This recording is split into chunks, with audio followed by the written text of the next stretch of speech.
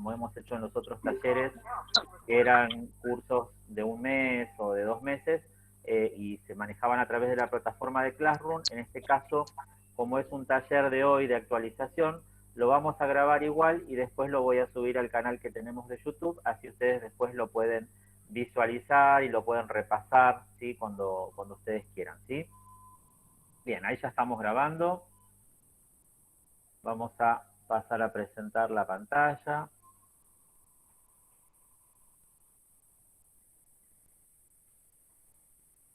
Muy bien, ahí ya estamos compartiendo la pantalla. Perfecto, bien. Ahí estamos, se ve bien, ¿no? La pantalla. Sí, ¿no?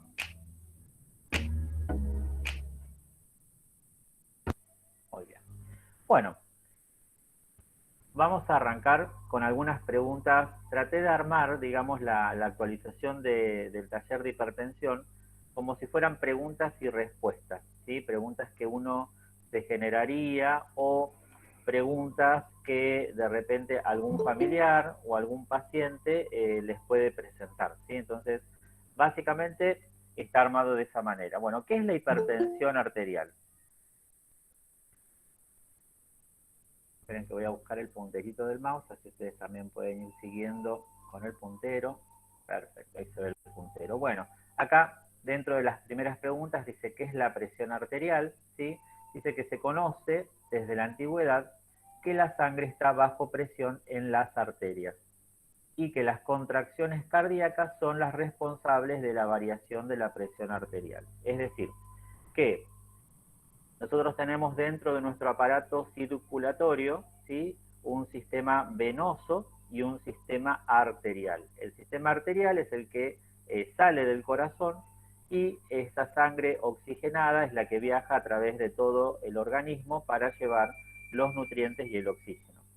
Esa sangre que sale del corazón a través de un vaso muy importante, que es la arteria más grande y más importante que tiene el organismo, que se llama arteria aorta, cuando el corazón se contrae, es decir, que esa contracción cardíaca se llama sístole, ¿sí?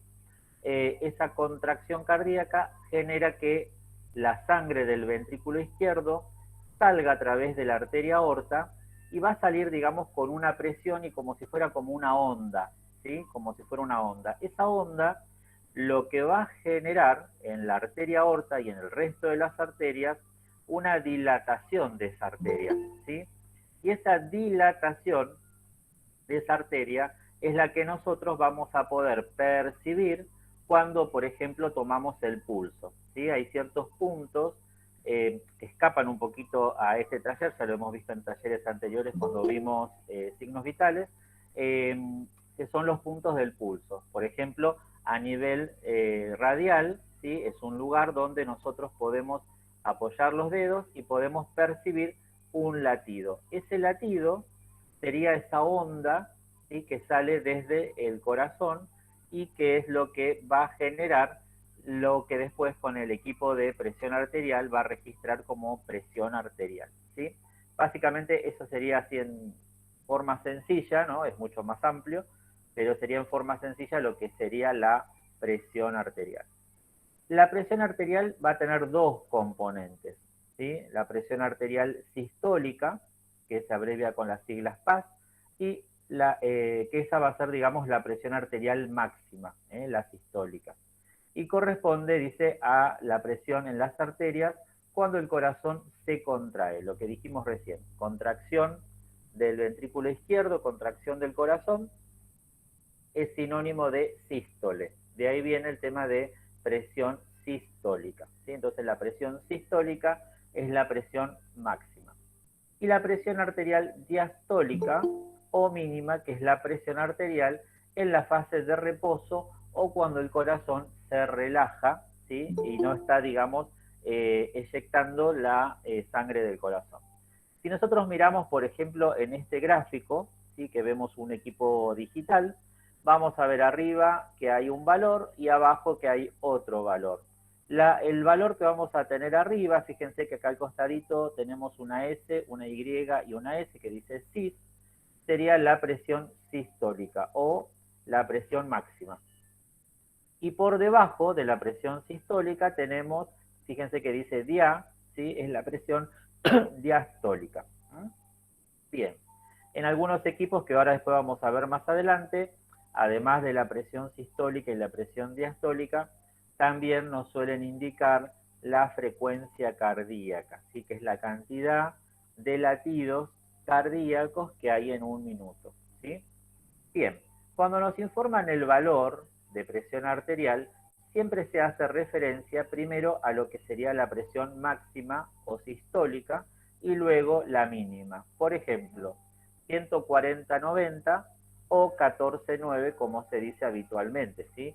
El común denominador de la población a las presiones a lo mejor no le llama 140 o 90 y lo mencionan por las letras más cortas o los números más cortos y dicen 14, 12, 13, ¿sí?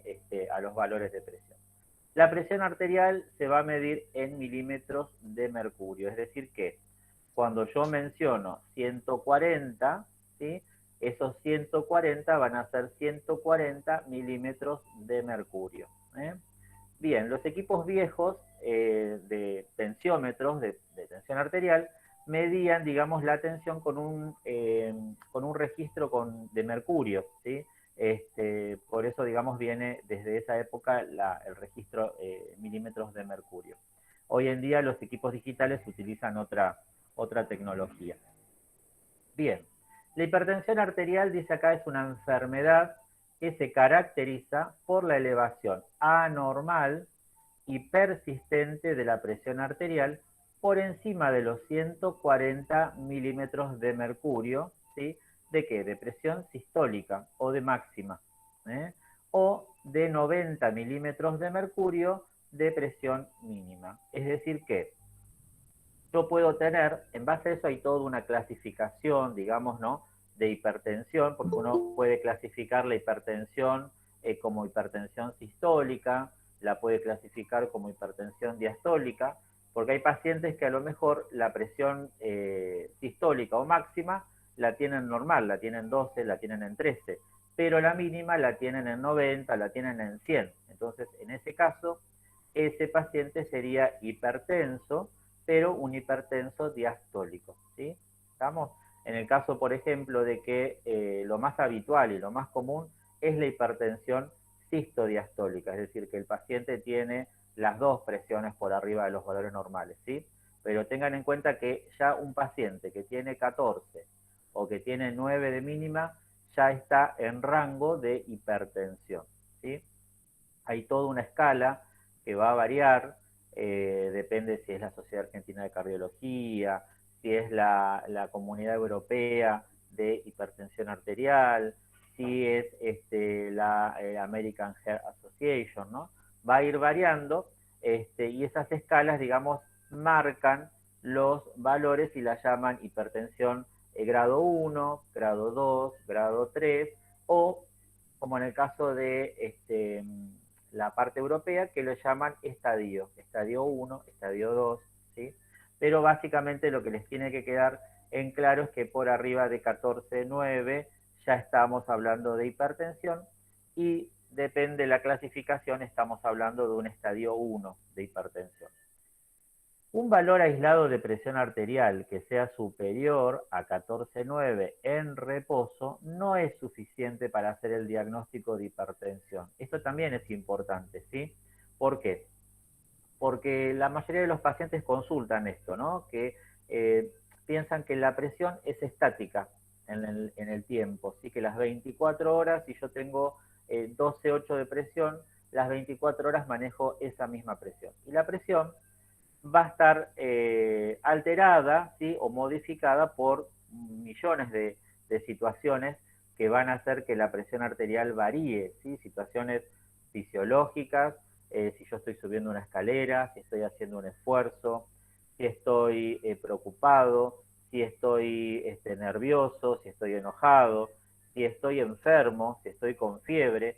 Todas esas variantes van a hacer que la presión arterial durante el día y durante los días de la semana no sean, digamos, valores siempre iguales, ¿sí? Así que eso también es un detalle importante a tener en cuenta. Entonces, lo importante es recalcar esto, ¿no? Que un solo valor aislado de 14,9 ya no lo clasifica al paciente como un paciente hipertenso, ¿sí?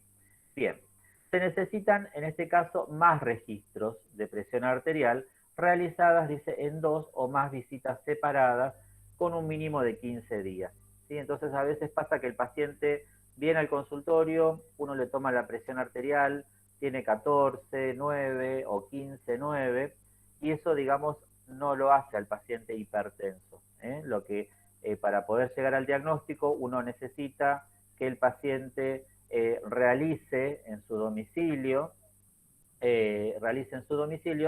diferentes mediciones de la presión arterial. Entonces, de esa manera, cuando viene a los 15, 20 días con el registro de presiones, uno va mirando ese registro de presiones y uno puede ir viendo si tiene muchos valores por arriba de 14,9, ahí ya uno puede, ¿cómo se dice?, clasificar a ese paciente o diagnosticar a ese paciente como hipertenso. Bueno, dice, la hipertensión es uno de los principales factores de riesgo cardiovascular, junto con el colesterol elevado, el tabaquismo y la diabetes. La hipertensión es el factor más importante para el desarrollo de las principales causas de muerte cardiovascular. Dentro de ellas, el infarto agudo de miocardio, el accidente cerebrovascular y la insuficiencia cardíaca, ¿sí? El infarto agudo de miocardio, lo resumimos así fácil y sencillo, es cuando se produce la obstrucción de un vaso coronario, ¿sí? Y eso produce la muerte de ese tejido, de ese territorio irrigado por esa arteria del corazón.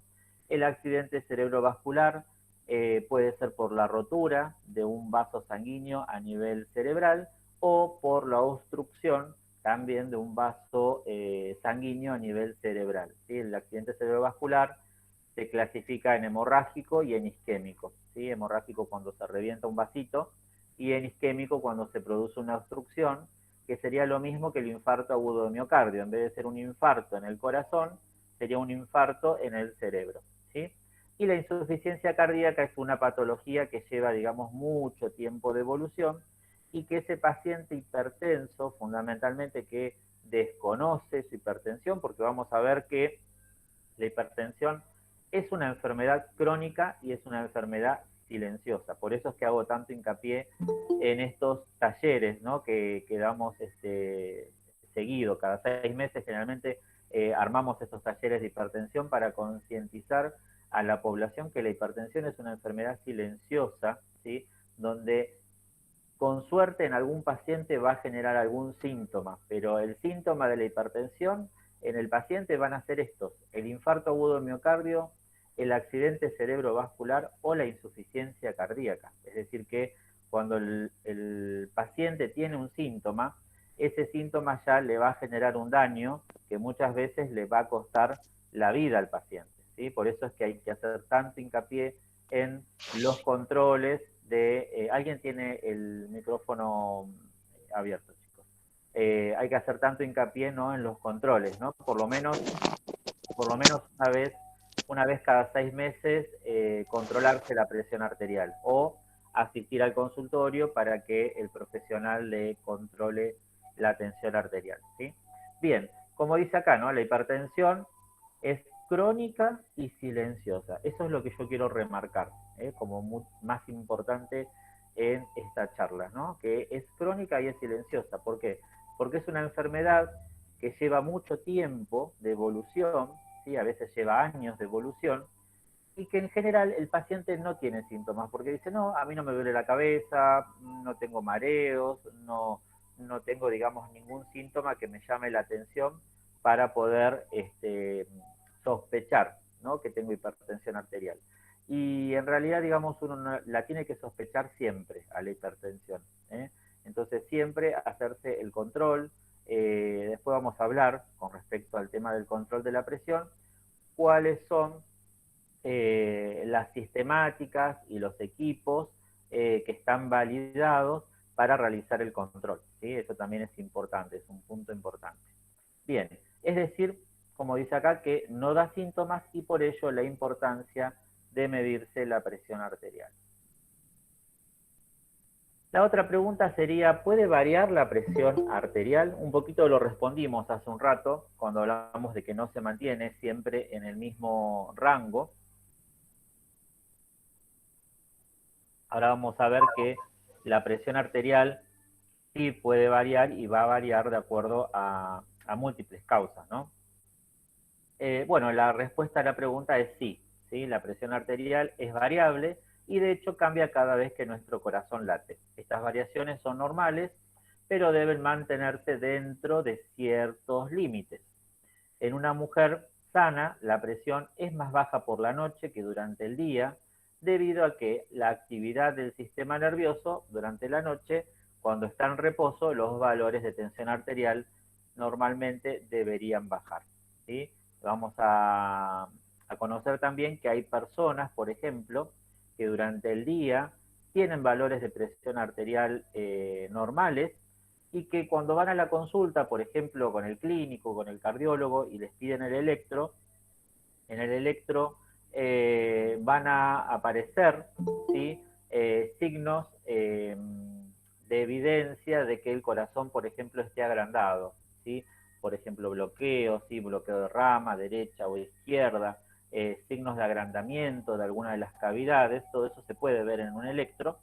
Entonces, cuando uno detecta esas variaciones en el electro, solicita, además del control domiciliario de la presión arterial, solicita un estudio que se llama Holter de presión o presurometría.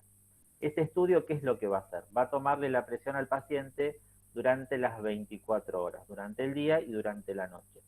Y nos ayuda muchas veces a corroborar que hay pacientes que, a pesar de que durante el día tienen valores de tensión arterial normales, tienen hipertensión nocturna, ¿sí? A veces el paciente asocia que tiene trastornos del sueño, que no puede dormir, que se despierta varias veces a la madrugada y que no asocia, digamos, estos síntomas con síntomas de hipertensión, ¿sí? Pero el corazón sí los asocia y por eso el corazón manifiesta estos signos de agrandamiento, de bloqueos, de hipertrofia, ¿sí? Bien, durante las primeras horas de la mañana, inmediatamente luego de despertarse, se suelen detectar valores altos de presión arterial. Dice que esto se ha vinculado a la mayor cantidad de infartos. Ustedes saben que las personas, los seres humanos, tanto hombres como mujeres, el mayor porcentaje de infartos se dan durante las horas de la mañana, ¿sí? Al despertar. Y tiene que ver, digamos, con estas cuestiones de adaptación, porque cuando uno se despierta, esa presión que durante la noche estaba baja, se activa nuevamente el sistema nervioso y los valores de presión suben nuevamente, ¿sí? Como que nos prepara para que nosotros podamos arrancar el día, ¿sí? Con energía. Los casos, bueno, vinculados a mayor cantidad de infartos, dice insuficiencia cardíaca o accidente cerebrovascular que se comprueban, dicen, las primeras horas del día. También la presión arterial va a aumentar con el esfuerzo, ¿sí? En particular, si es constante, del mismo modo con una emoción, un dolor violento, ¿sí? Que suele subir la presión arterial durante varios minutos en una persona sana. Esto muchas veces nosotros, para poder detectar, ¿sí? Si el paciente tiene alguna inestabilidad en los valores de presión arterial, ¿qué le pedimos al paciente?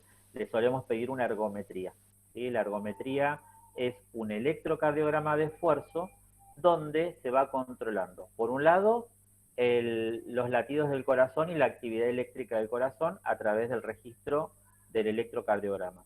Pero por otro lado, se hace en cada etapa, ¿sí? Cada 2 o 3 minutos, la toma de la tensión arterial. En un paciente que está sano de la presión arterial, en general, por ejemplo, arranca con 120-80 o 12-8 de presión arterial en reposo y en cada etapa que va haciendo la ergometría va subiendo de 10 en 10 los milímetros de mercurio, es decir, que en la primera etapa sube a 13, en la otra sube a 14, en la otra sube a 15 y cuando finaliza en la etapa de recuperación, que son 5 minutitos, que generalmente el paciente se queda en reposo, se vuelve a controlar la presión y el paciente tiene que terminar con la presión que inició, o muchas veces menos, inclusive porque la actividad física ustedes saben que es beneficiosa para la presión arterial. En el paciente que tiene cierta hiperactividad de la presión arterial o que no está bien de la presión arterial o no está bien medicado, la presión arterial va a subir de forma reactiva. Es decir, que por ejemplo llega al estudio a hacerse la ergometría y llega con 12,8, se pone a pedalear en la bicicleta y a los 2 minutos tiene 180 de presión arterial. O sea, sube de forma exagerada. En ese caso, digamos, si el paciente está medicado para la presión arterial, es porque tiene que hacer un ajuste con la medicación, o muchas veces también la falta de actividad física, ¿no? Si el paciente es sedentario y no hace actividad física seguido, va a tener esa respuesta exagerada de la presión arterial. Bien. ¿Cuántos tipos de hipertensión arterial tenemos? Acá primero vamos a hacer un reparo en la imagen que estamos viendo animada, ¿sí? Donde vemos acá el corazón, ¿sí? Y una arteria que es por donde vemos ahí la salida de la sangre.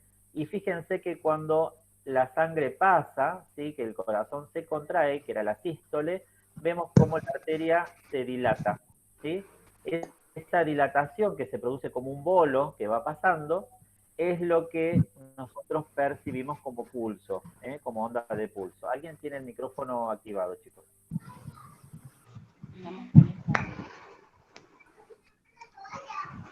¿Alguien tiene el sonido? ¿Para qué?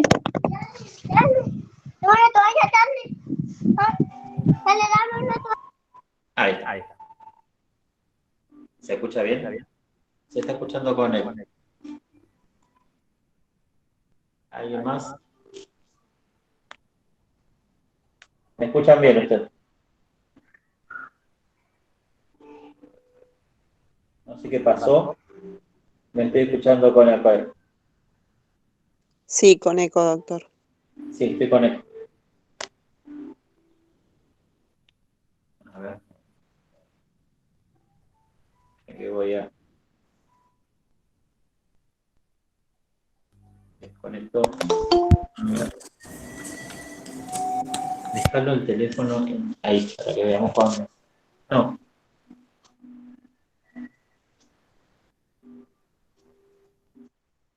Ahora me escucho. No.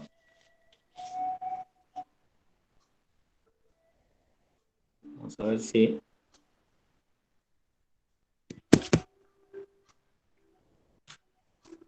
Ahora, ¿cómo me escuchan?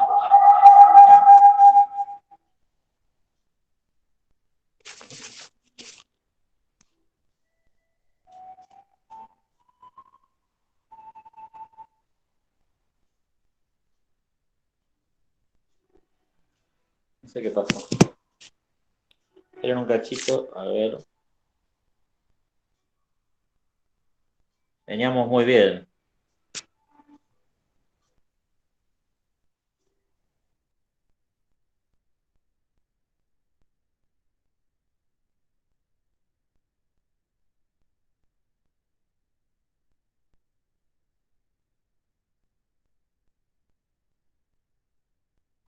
¿Ahí me escuchan bien? ¿Ahí se escucha bien? Perfecto, bárbaro. Que voy a...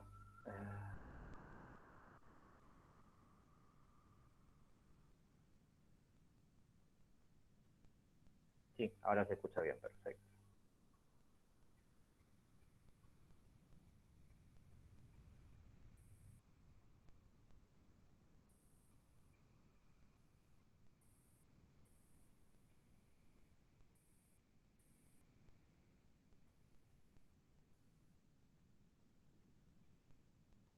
Siguen escuchando bien ahora, ¿no? ¿Sí? Perfecto. Muy bien, ahí estamos. Conecté del otro porque estaban con doble conexión, entonces por eso se escuchaba con eco. Bueno, vamos a seguir compartiendo la pantalla. Ahí estamos. Bien. Bueno, entonces estábamos con este gráfico mostrando cómo la sangre cuando sale del corazón genera la dilatación de la arteria y eso es lo que nosotros percibimos como onda de pulso y es lo que también nos ayuda a medir la presión sistólica y la presión diastólica. Bueno, con respecto a cuántos tipos de hipertensión tenemos, ¿sí? De acuerdo a la causa, la hipertensión se va a dividir en primaria y secundaria, ¿sí? La hipertensión primaria o esencial es la más común, el 95% de los casos, ¿sí? Y no tiene una causa conocida, ¿sí? Y depende de múltiples factores. En realidad, uno dice que no tiene una causa conocida porque en realidad la causa es multifactorial, es decir, que tiene que ver con factores de la herencia, de la alimentación, ¿sí? El consumo de sal, el consumo de alcohol, el consumo de grasas, el sedentarismo, ¿sí? La presencia de diabetes y otras enfermedades hacen, digamos, de que el paciente presente valores de presión arterial elevados y cuando uno, digamos, descarta las causas secundarias, uno puede clasificar a esa hipertensión como hipertensión primaria, que es, como dice acá, la gran mayoría de los casos. Pero hay un pequeño porcentaje que le llamamos hipertensión secundaria, ¿sí? Y que es debida a una causa específica, como la enfermedad renal, por ejemplo, los pacientes que tienen poliquistosis renal y que tienen insuficiencia renal, suelen tener hipertensión arterial y en este caso la causa es conocida porque es a raíz del problema renal. Hay otras causas como la enfermedad suprarrenal, ¿sí? Que son las glándulas que están arriba del riñón, la enfermedad tiroidea y algunas otras causas hormonales fundamentalmente que generan la hipertensión secundaria, ¿sí? Pero son más puntuales. Lo que pasa es que cuando el paciente viene primera vez al consultorio y se detecta ya o se diagnostica la enfermedad de hipertensión arterial, uno en realidad debe descartar estas causas. Entonces siempre dentro de la rutina de control uno le pide una ecografía renal, le pide una ecografía tiroidea, ¿para qué? Para descartar que no tenga nódulos en la tiroides, que no tenga problemas a nivel del riñón o quistes en el riñón que desencadenen la hipertensión, ¿sí? Más allá de todos estos factores que estábamos hablando recién, ¿no? Que uno le pregunta al paciente el consumo de sal, el consumo de alcohol, la alimentación, si es con alto contenido de grasas, todo eso, digamos, hace a un conjunto. Bien, la otra pregunta importante, ¿no? Que a veces los pacientes piensan de que yendo al consultorio y arrancando con el tratamiento, tomando un mes el medicamento en Alapril o el Losartán, ya se curaron de la hipertensión arterial, ¿sí? Entonces la otra pregunta sería, ¿se puede curar la hipertensión arterial, ¿sí? Sin pasar a la siguiente, ¿sí? Y analizando un poquito la pregunta, hoy hablamos que la hipertensión arterial es una enfermedad crónica, ¿sí? Por lo tanto, si es una enfermedad crónica, una vez que aparece y se diagnostica, es muy difícil, digamos, que se pueda curar, ¿sí? Pero no imposible. En general, es una enfermedad crónica que requiere un tratamiento de por vida, pero muchas veces cuando se detecta a tiempo, donde todavía no se ha generado lo que llamamos nosotros daño en un órgano blanco, ¿sí? Por ejemplo, que el corazón no se haya agrandado, que los riñones no se hayan afectado, uno si modifica ciertos parámetros, como estábamos hablando recién, ¿no? Si la hipertensión aparece por situación de estrés laboral, que hoy en día es muy común, o estrés que tiene que ver con esta pandemia que estamos teniendo, situaciones de estrés, a eso le sumamos la mala alimentación, le sumamos el sobrepeso, le sumamos el colesterol, y nosotros corregimos esos factores que desencadenan que los valores de presión estén por arriba de 14,9, posiblemente podamos modificar los valores a valores normales y no tengamos que tomar medicación, ¿sí? Pero eso no quiere decir que la hipertensión se haya curado, ¿sí? Está controlada, ¿sí? Con la dieta y con el ejercicio, como un paciente diabético que posiblemente si el paciente hace la dieta, hace el ejercicio, no tenga que tomar la medicación, ¿sí? Entonces son enfermedades, la hipertensión, la diabetes, el colesterol también muchas veces, enfermedades crónicas, donde uno las puede modificar y puede suplantar el tratamiento farmacológico en etapa temprana si uno modifica esas situaciones que la desencadenan, que son situaciones que todos las conocemos, o sea, todos sabemos que el colesterol alto no es bueno, que si uno come con mucha grasa, las arterias se van a tapar, que si uno no hace actividad física y tiene sobrepeso, sabe que no es bueno para el corazón. Son cosas que el común denominador uno ya las sabe, pero cuando van al médico a veces es bueno hacerles recordar estas cuestiones, ¿no? Porque a veces los pacientes comentan o consultan por qué tengo que ir aumentando la dosis del antihipertensivo y porque el paciente no está haciendo las cosas que tiene que hacer para mantenerse a lo largo del tiempo con la misma dosis, ¿sí? Y además una cuestión muy importante que tiene que ver con el paso del tiempo y el envejecimiento de las arterias, ¿sí? Entonces hay cosas que más allá de que uno pueda corregir, lo que no puede corregir muchas veces es el paso del tiempo, ¿eh? Bien, es muy importante, dice acá, la detección precoz de la enfermedad, ya que la hipertensión secundaria puede ser curada, contrariamente a lo que ocurre en la hipertensión primaria, que suele ser controlada por debajo de los 140-90 con medicación y evitar las complicaciones de enfermedades cardiovasculares. Es decir, que la hipertensión secundaria, si es un problema renal, si es un problema tiroides, si es un problema hormonal, puede ser curada si se detecta a tiempo, ¿sí? La hipertensión primaria o esencial, como también se llama, en general se puede controlar, ¿sí? Pero como enfermedad crónica, ¿sí? ¿Es igual la presión arterial en la mujer que en el hombre? La presión arterial es más baja en la mujer que en el hombre, hasta que llega, dice, la menopausia. Es decir, que hay ciertos factores que tienen que ver con la parte hormonal, donde la mujer está beneficiada y tiene como protección dentro de lo que es la parte cardiovascular, gracias, digamos, a sus hormonas, ¿sí? Luego que se produce la menopausia, iguala en condiciones de riesgo, tanto como para tener hipertensión, para tener un infarto, iguala las condiciones con el varón, ¿sí? Esto puede, dice, deberse a varias razones, entre ellas el envejecimiento que se acompaña con el aumento de la presión arterial, la disminución de las hormonas femeninas, la presencia de otros factores de riesgo cardiovascular como son la obesidad, el colesterol o los triglicéridos elevados que participan también en que la mujer tenga hipertensión arterial. Aunque a la fecha, dice, no está dicha la última palabra sobre el origen de la hipertensión en la mujer, y existen mecanismos fisiológicos diferentes en ambos sexos que están en continuo estudio, ¿sí? Hay muchas variaciones en el hombre y la mujer con respecto a los factores de riesgo, tanto de la hipertensión y los riesgos cardiovasculares, ¿sí?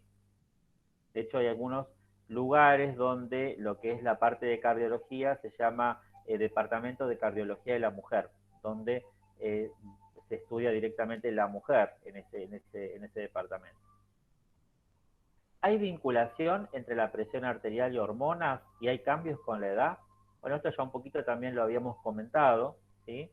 Que a medida que uno va envejeciendo, las arterias se van poniendo más rígidas y cuesta más, digamos, que se puedan distender. Esto genera un aumento de la resistencia y genera valores de la presión arterial más elevados. Se sabe, dice, que la expectativa de vida de la mujer se ha prolongado. Y si admitimos que la edad promedio de la aparición de la menopausia se ubica entre los 48 y 52 años, la mujer vivirá gran parte de su vida después de experimentar la menopausia, ¿sí?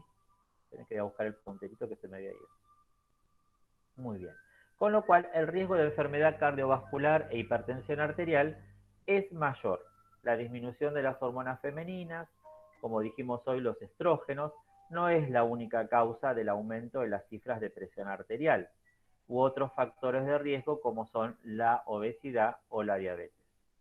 La hipertensión durante el embarazo también sí es un punto importante y debe ser controlado desde el inicio, ya que alrededor, dice acá, de 1 de cada 10 mujeres presentan hipertensión durante este periodo, ¿sí? Es decir, durante el embarazo.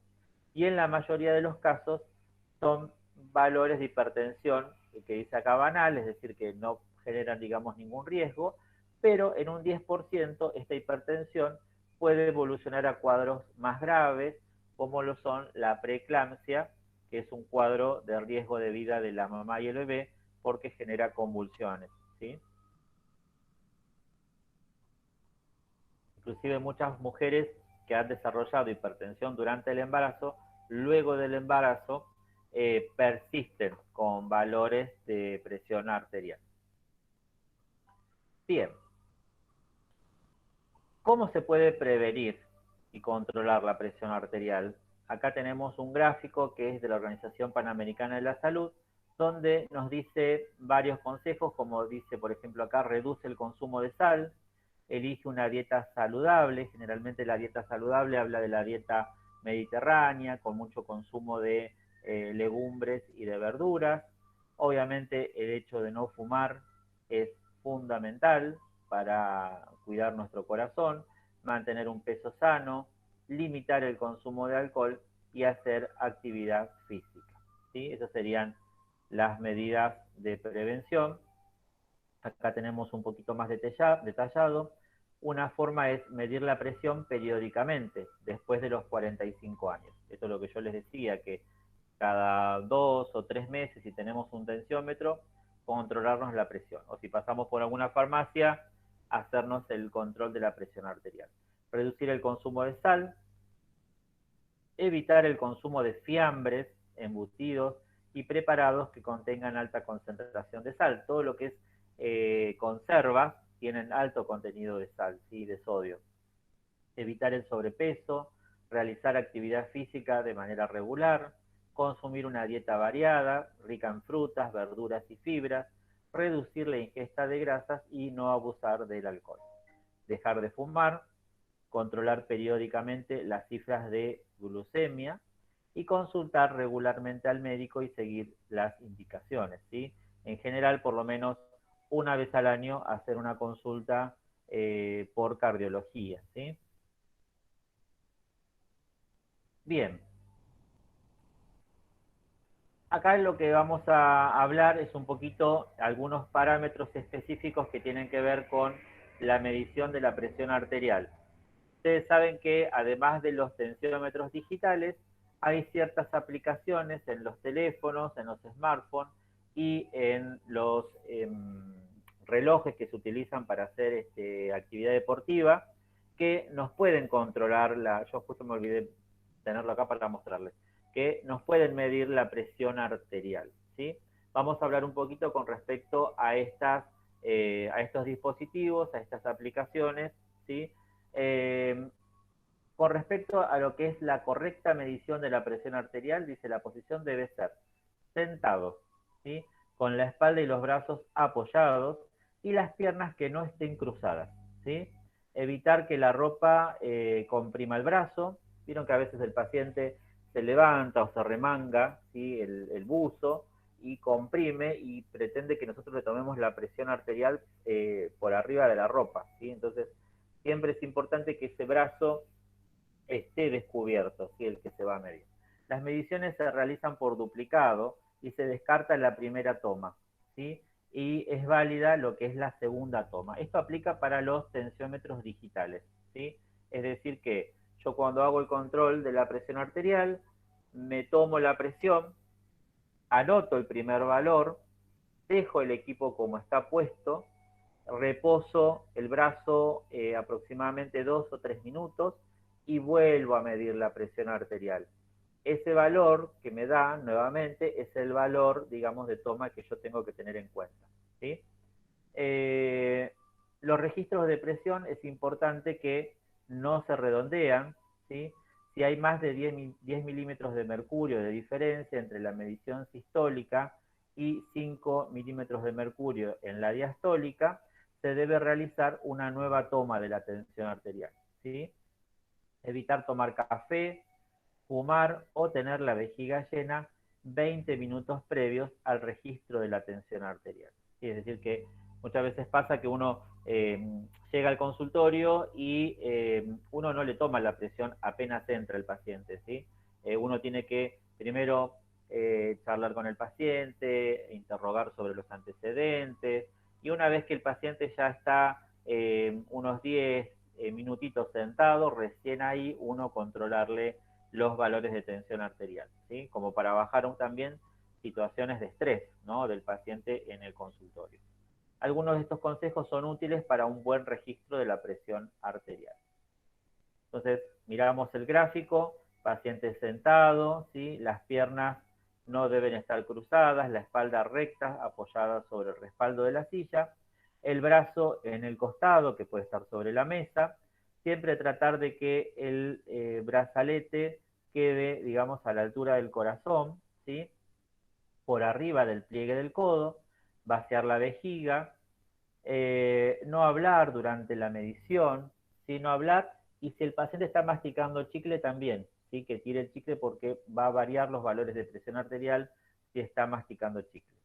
Brazalete sobre el brazo, ¿sí? De que va a estar desnudo ese brazo, brazo a la altura del corazón y apoyando los pies sobre el suelo. Esa sería la forma correcta.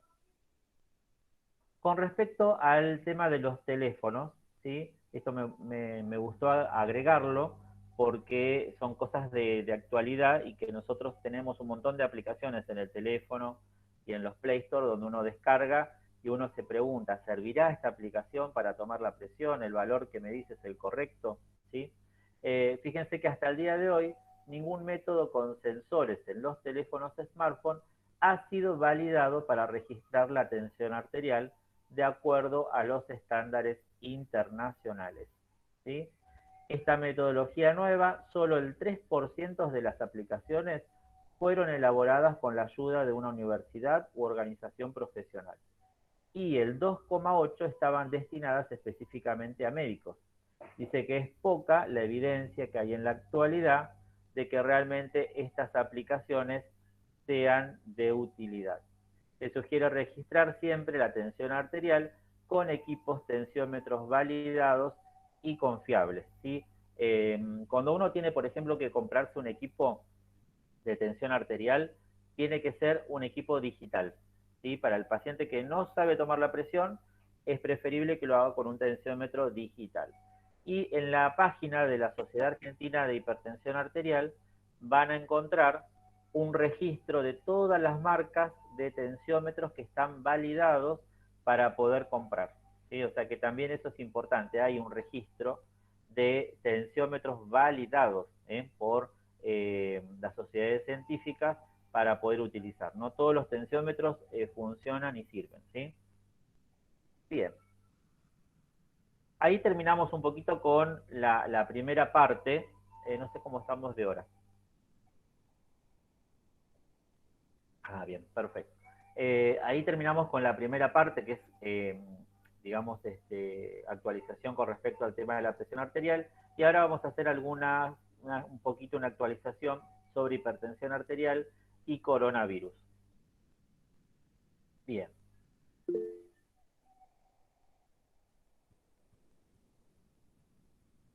Una de las preguntas más frecuentes, ¿sí?, es si yo soy hipertenso, tengo más riesgo de infectarme con coronavirus, ¿sí? La respuesta sería que todos debemos cuidarnos, hipertensos o no. Los pacientes con enfermedades cardiovasculares tienen un mayor riesgo de padecer formas severas de coronavirus y la hipertensión arterial es un factor de riesgo para padecerla, ¿sí? Por ello es que hoy, más que nunca, debemos insistir en la importancia del control de la presión arterial. Por eso estamos también haciendo este taller, ¿no?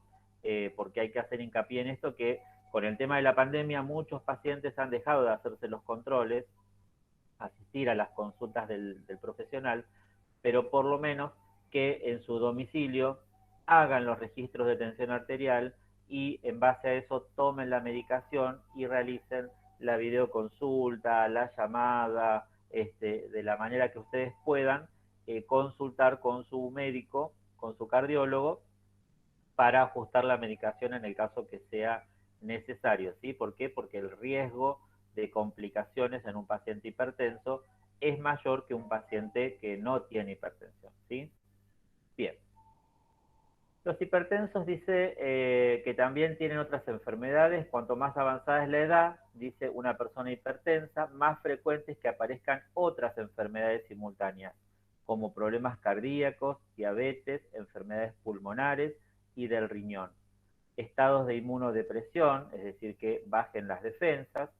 Estas situaciones, junto con la edad, ¿sí? Mayores de 60 y 65 años, determinan un mayor riesgo para formas severas de afección, ¿sí?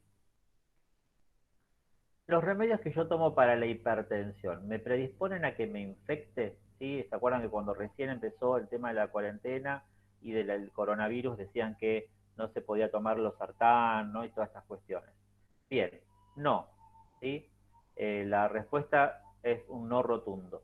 También en este aspecto hubo confusión inicial, pero a la fecha del consenso científico es que no hay evidencias de que esto sea así. Por tal motivo, la recomendación médica es que los pacientes no abandonen sus tratamientos por cuenta propia y en todo caso consulten con su médico de cabecera para ajustar lo que el médico considere necesario, pero lo importante es que no abandonen el tratamiento porque no hay evidencia científica de que algún medicamento favorezca, digamos, la aparición o las complicaciones por coronavirus.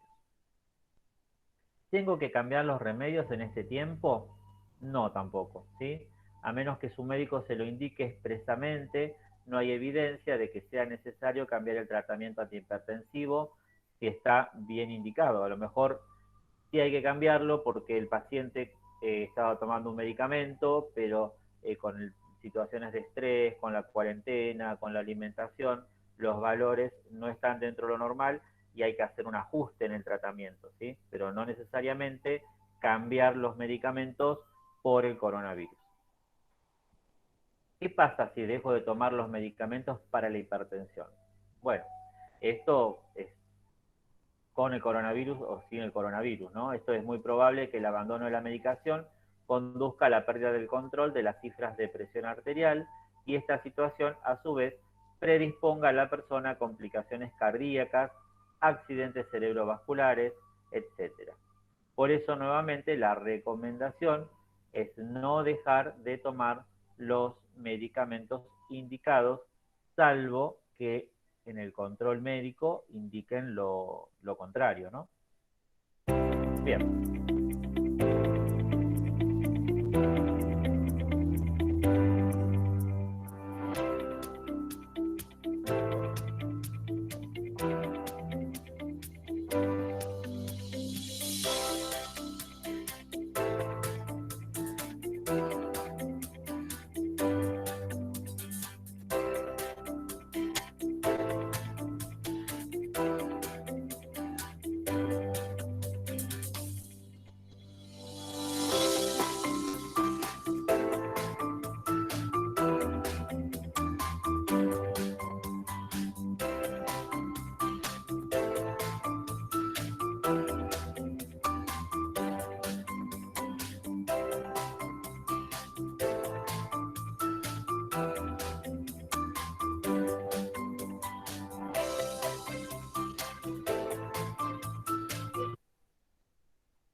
Bien, eso que vimos recién es un video promocional de la Sociedad Argentina de Hipertensión donde nos cuenta un poquito un resumen de todo lo que estuvimos charlando hoy, ¿sí? Ahí pueden ingresar, inclusive en ese link de la Sociedad Argentina de Hipertensión, hay un sector que es para el paciente, donde uno ingresa como paciente y el lenguaje que explica, digamos, las complicaciones y todo eso, digamos, está en un lenguaje que cualquiera que no tenga por ahí una base de salud lo puede interpretar, ¿sí? Y ahí tienen también el tema del registro de los equipos de tensión arterial, qué controles son los que se tienen que hacer, y bueno, ahí hay un foro donde pacientes preguntan y algunos profesionales también responden, ¿sí? Bueno, ahora lo que vamos a ver para finalizar es un video explicativo, ¿sí? De la Sociedad Argentina de Hipertensión, donde nos va a mostrar la forma correcta de medición de la tensión arterial. Esto, digamos, para reforzar un poquito lo que vimos recién en texto y en teoría, reforzarlo con un video explicativo. Así que pasamos a ver el video. Presión arterial en domicilio. La evaluación de la presión arterial es una técnica de bajo costo y disponible en todo nuestro país. Es una técnica muy utilizada por médicos, pero también por los pacientes en el domicilio. Para obtener la mejor información, es imprescindible educar a los pacientes. El objetivo de este video es demostrar la técnica adecuada para la medición de la presión arterial en adultos en el domicilio. En los adultos se define hipertensión arterial en domicilio a valores de presión arterial sistólica igual o mayor a 135 milímetros de mercurio o una presión arterial diastólica igual o mayor a 85 milímetros de mercurio. Es muy importante utilizar equipamiento y técnicas adecuadas que produzcan lecturas precisas y confiables. Recuerde que los equipos de muñeca no se encuentran validados y por ende no se recomienda su utilización. Para saber qué equipos son adecuados, se puede consultar a los siguientes portales. Indicaciones. Sospecha de hipertensión arterial de guardapolvo blanco o efecto de guardapolvo blanco. Sospecha de hipertensión arterial oculta. Sospecha de hipertensión arterial refractaria. Evaluación de la respuesta al tratamiento. Para mejorar la adherencia al tratamiento. Para mejorar el grado de control de la presión arterial. No se aconseja fibrilación auricular u otras arritmias con extrasístoles frecuentes. Pacientes con trastornos obsesivos. La indicación de realizar un monitoreo domiciliario de la presión arterial es una prescripción médica y debe diferenciarse de lo que se considera mediciones a cargo del paciente. El monitoreo domiciliario de la presión arterial es un estudio protocolizado y realizado con equipos validados, mientras que las mediciones a cargo del paciente son mediciones aisladas y con diferentes equipos.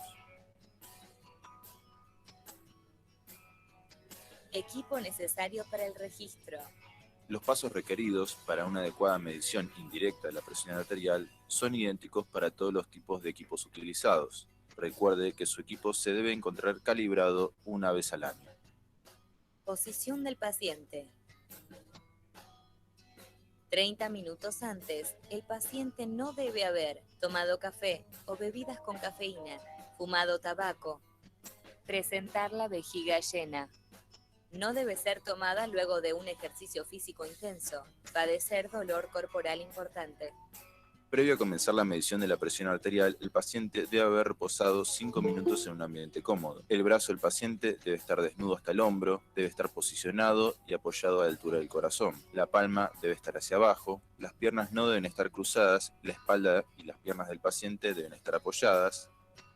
Un error común es medir la presión arterial con un manguito incorrecto. Para ello, su médico le indicará cuál es el adecuado. Los manguitos generalmente tienen marcado un indicador de tamaño aceptable para cada uno. Además, tienen marcas para el adecuado posicionamiento del mismo en el brazo del paciente. El brazo a ser utilizado será el que el médico indique. El equipo debe estar posicionado de tal manera que el paciente no pueda ver los registros hasta terminado el procedimiento. El manguito debe colocarse 2 centímetros por encima del pliegue del codo. Debe estar ajustado de manera confortable, permitiendo que puedan pasar 2 dedos por debajo.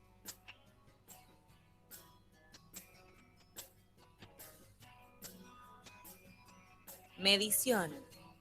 Los equipos electrónicos no requieren de un entrenamiento muy riguroso, lo cual lo hace sencillo para ser realizados por los pacientes en el domicilio. Si la medición es realizada por el paciente, no debe ver los valores registrados hasta terminar el procedimiento. No se debe hablar durante el registro de la presión arterial. Es de suma importancia que el ambiente sea cómodo y sin estímulos que impidan el correcto registro.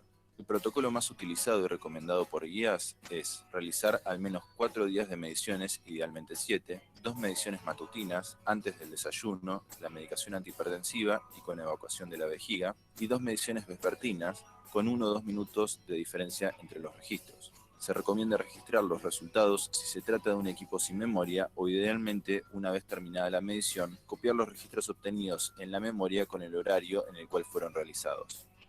Interpretación de los resultados. Se deben registrar todos los resultados y llevarlos al médico para que él pueda realizar la evaluación final y el diagnóstico. Se considera el promedio de todas las lecturas, descartando el primer día de las mediciones. Conclusión. La medición de la presión arterial en el domicilio permite un mayor conocimiento de la enfermedad por parte del paciente, así como también un mayor control de la misma, aumentando la adherencia en los pacientes que se encuentran bajo tratamiento higiénico-dietético o farmacológico, dándole un rol con mayor participación al paciente sobre el cuidado de su enfermedad. Este tipo de mediciones deben encontrarse controladas por el médico tratante, ya que un problema consiste en caer en la sobreutilización y la obsesión sobre la misma.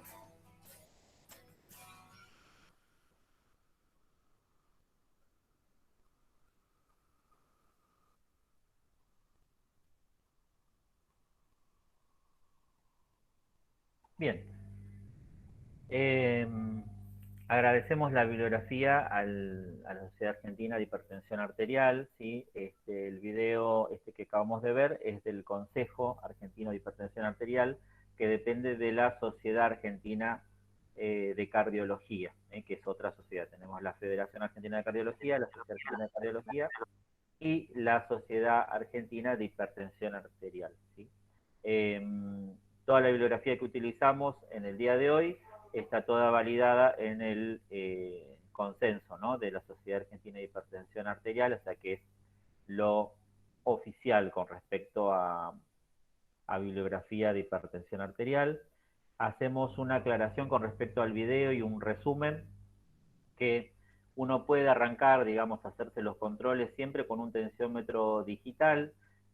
Solamente se utiliza el tensiómetro anaeroide, el que viene con relojito, en el caso de que la medición la haga un profesional que esté capacitado para hacerlo, ya sea un enfermero o un profesional de la salud que sepa tomar bien la presión arterial. En ese caso sí se puede hacer con un tensiómetro anaeroide, pero en el caso de que el paciente desconozca, no sirve tomarse uno mismo con un tensiómetro anaeroide.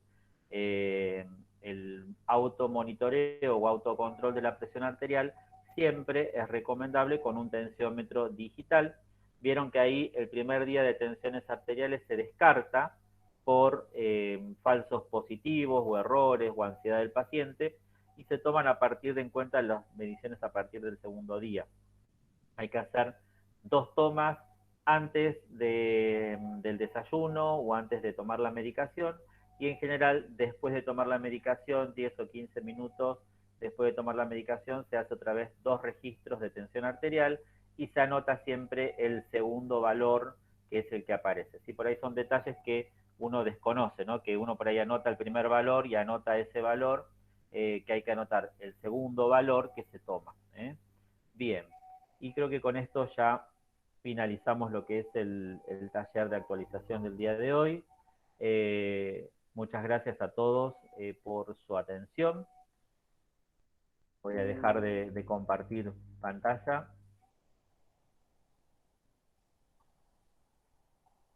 Ahí estamos. Muy bien.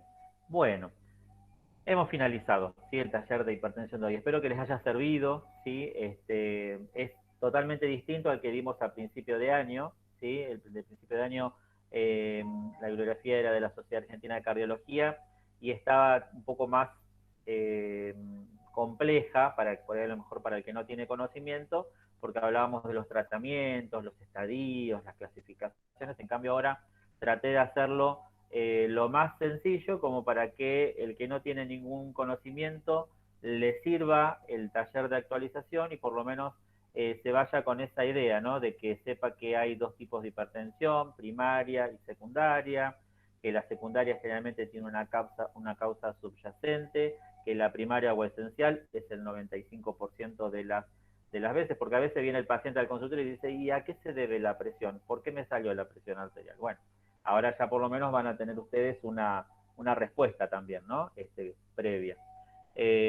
Así que bueno, y lo importante, digamos, es esto, ¿no?, que se hagan el control de la presión, que traten de hacerse el monitoreo domiciliario, que cada tanto agarren el tensiómetro y se controlen la tensión arterial, Voy a ver preguntitas en el chat, a ver si hay alguna duda que haya surgido, que haya que aclarar algo. ¿Se puede medir en cualquier brazo, dice derecho o izquierdo? Pregunta Griselda Condori, ¿sí? Bueno, en general, sí, el brazo, digamos, en su momento se decía, no, hay que medir en el brazo izquierdo, no, hay que medir en el brazo derecho. El brazo que se va a utilizar es el brazo que esté más cómodo hacia la posición del paciente y que tenga que tomar la tensión arterial. Siempre hay que tener en cuenta que va a haber variaciones entre un brazo y otro. Si el brazo izquierdo en general va a tener un poquito más de valores de presión arterial porque está más cerca del corazón, y del brazo derecho va a tener valores un poquito más bajos, pero no mucho, 5 o 10 milímetros de mercurio es la única variación que va a tener entre un brazo y otro, ¿sí? Es decir, que si yo tengo 12,8 en un brazo, en el otro voy a tener como mucho 13,8 o 13,85, ¿sí? Así que es indistinto hoy en día de qué brazo es el que tomamos la presión arterial, ¿sí? En su momento la Sociedad Argentina de Cardiología había dicho que había que hacerlo en el brazo izquierdo, después se modificó el brazo derecho y hoy en día no hay ninguna recomendación. Generalmente se pide que sea del brazo donde el paciente esté más cómodo para poder tomarlo, y de acuerdo al monitoreo domiciliario, generalmente es el brazo que no se utiliza tanto, que sea el brazo menos útil. Entonces, si uno es derecho, en general se recomienda tomarlo del brazo izquierdo, y si uno es zurdo, tomarlo del brazo derecho, ¿sí? ¿Qué más preguntan? A ver, Luz Silva, ¿habrá un nuevo taller de hipertensión? Llegó tarde. Bueno, vamos a subir la grabación, la vamos a subir al canal de YouTube para que la puedan volver a ver, ¿sí? Posiblemente para marzo vamos a hacer otro taller de hipertensión arterial, ¿sí? Así que seguramente vamos a tener otro con algunas variantes. Siempre trato de actualizar y agregar alguna cosita nueva. Bueno, Vero Maidana, bueno, muchas gracias, todo muy claro.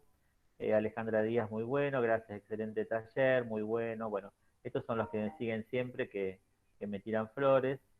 ¿Qué pasa si la sistólica y la diastólica están muy juntas? Dice. Bueno, eso es una cosa que no la comenté en este taller, la comenté en el taller anterior. Eso de que las presiones se juntan es un mito, ¿sí? La presión máxima con la mínima, ya sabemos que la máxima es la dilatación de la arteria y la mínima es el reposo de la arteria. Por lo tanto, son números que representan dos cosas totalmente distintas. Entonces, nunca se van a juntar la presión sistólica con la diastólica. Cuando mucho, lo que puede llegar a pasar es que la sistólica, la máxima, esté muy baja y que esté en el mismo valor que la diastólica, ¿sí? Es decir, que tengamos un solo registro, por ejemplo, 8 de presión, ¿sí? Ese valor de 8 va a ser el que va a representar a la sistólica, y muchas veces la diastólica va a estar tan baja que no la vamos a poder percibir con el equipo. Pero no quiere decir que la sistólica esté en 8 y la diastólica esté en 8. Puede pasar que sí, que tengamos la sistólica en 8 y la diastólica en 7, pero eso no va a pasar nada, que no es que se juntan las presiones, ¿sí? Eso de que las presiones se juntan y nos podemos morir, olvídense, mito desterrado. Así que ahí ya le contestamos a Sonia Ledesma. Natalia López, Doc, yo tengo un tensiómetro que no es digital. Quería aprender a usarlo. Vuelvo a repetir. Lo que se recomienda y lo que recomienda la Sociedad Argentina de Hipertensión Arterial es el monitoreo domiciliario del paciente con el tensiómetro digital, ¿sí? En el caso que sea un tensiómetro anaeroide, el control de la presión arterial lo tiene que hacer, no se lo puede hacer uno mismo, lo tiene que hacer otro a uno, ¿sí? Entonces, lo que sí pueden hacer es tratar de buscar un enfermero, un profesional de la salud que ya sepa tomarlo, que le explique y le enseñe, porque ahí hay todo un entrenamiento también con el oído, escuchar los sonidos de cuando empieza los latidos cardíacos y cuando dejan los latidos cardíacos, que me va a marcar la máxima y la mínima, ¿sí? Entonces, el tensiómetro anaeroide o el común requiere un entrenamiento diferente, ¿sí? Entonces nos puede dar falsos positivos entonces no se recomienda, ¿sí? Hoy en día es preferible siempre con el digital. Bien, después, bueno, Lucilva, gracias. Fiorella López, gracias doctor por compartir la info. Bueno, muy claro, muy bueno, muchas gracias. Silvana Bernechea, un paciente con marcapasos y 9 stent. Es normal, una TA de 160. Bien. Una cosa importante, pacientes con marcapasos y pacientes, como dijimos hoy, con arritmias o fibrilación auricular, es decir, que los latidos no son siempre, digamos, en el mismo ritmo, no se recomienda el control de la presión arterial con los equipos digitales, ¿sí? En ese caso, el paciente tiene que controlarse la presión con un tensiómetro anaeroide con un profesional de la salud, un enfermero o un médico, ¿sí? Siempre, esa es una, ¿se acuerdan que al principio de todo el taller lo hablamos? Que una de las contraindicaciones de la toma con el digital era pacientes con arritmias o pacientes con marcapasos. Hay preguntas si los externos modifican en nada la presión arterial. Y pregunta si es normal una presión de 160, es una presión baja, porque seguramente con marcapasos y con stent y todo está medicado. Tiene beta bloqueantes, tiene un montón de medicación que hace que los valores estén más bajos de lo normal, ¿sí? Así que seguramente para ese paciente con la medicación son valores normales y habituales. Bien, bueno, después Sonia Ledesma, bueno, nada, muchas gracias. Bueno, por ahora no tenemos más dudas, ¿sí? Así que esperen que voy a dejar de grabar. Ahí estamos.